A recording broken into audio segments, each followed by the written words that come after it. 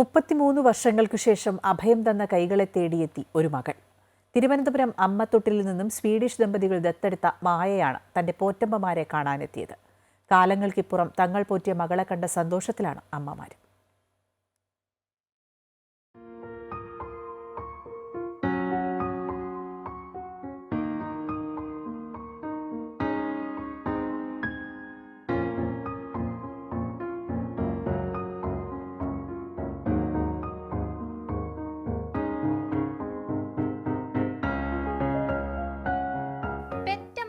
സ്നേഹമല്ല, പോറ്റമ്മമാരുടെ സ്നേഹമാണ് ഇക്കാണുന്നത്. ജനിച്ച് മാസങ്ങൾ പിന്നിടുമ്പോൾ തങ്ങളുടെ കൈകളിൽ കിട്ടിയ കുഞ്ഞു മായ. 33 വർഷങ്ങൾക്ക് ശേഷം വീണ്ടും മായയെ തൊട്ടടുത്ത് കണ്ടതിന്റെ സന്തോഷം.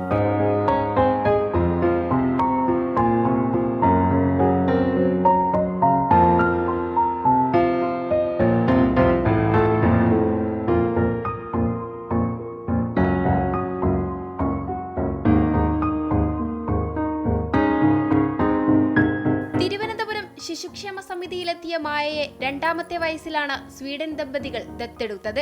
കേരളം വിട്ട് സ്വീഡനിലേക്ക് പോയ മായ പിന്നീട് കരോലിന മാലിൻ ഓസ്ബർഗായി. ശേഷം വർഷങ്ങൾക്കിപ്പുറം തന്റെ പോറ്റമ്മമാരെ ഒരു നോക്ക് കാണാനെത്തി. അമ്മമാരുടെ സ്നേഹത്തിന് മുന്നിൽ അല്പനേരം ആ കുഞ്ഞു മായയായി.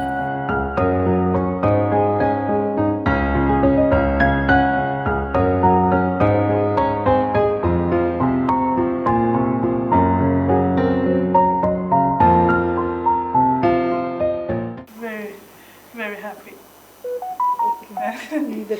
And I will remember this day and this for the rest of my life. It's really warm here. The climate is fantastic and the food is very good, but spicy. We are not used to spicy food.